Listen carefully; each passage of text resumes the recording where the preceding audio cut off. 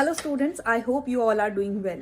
So today I am here to talk about changing trend of ARD for your phase 2 examination of NABARD grade A. तो usually students trend ये रहता था कि आपका जो paper है उसमें 50% ARD स्टैटिक और 50% ARD करंट अफेयर के क्वेश्चंस पूछे जाते थे in your phase 2 and that we have seen from the recent past years, right?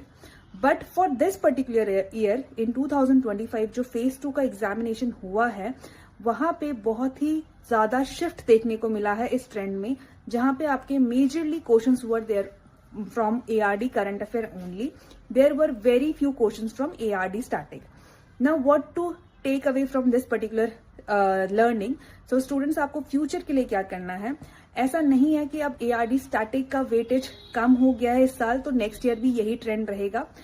First thing आपको पहले क्लियर रखनी है कि ये रेगुलेटरी बॉडी एग्जामिनेशन है, यहाँ पे ट्रेंड हर साल चेंज होता है.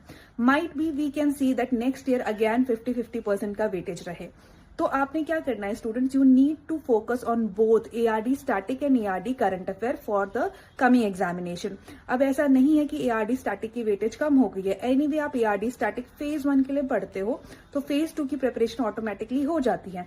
But during your preparation of phase 2 आपने याद रखना है स्पेसिफिकली कि ARD करंट अफेयर का वेटेज बढ़ गया है. तो अब आपको ARD करंट अफेयर के लिए भी अच्छे से प्रिपरेशन करनी है for the phase 2 for the coming examination.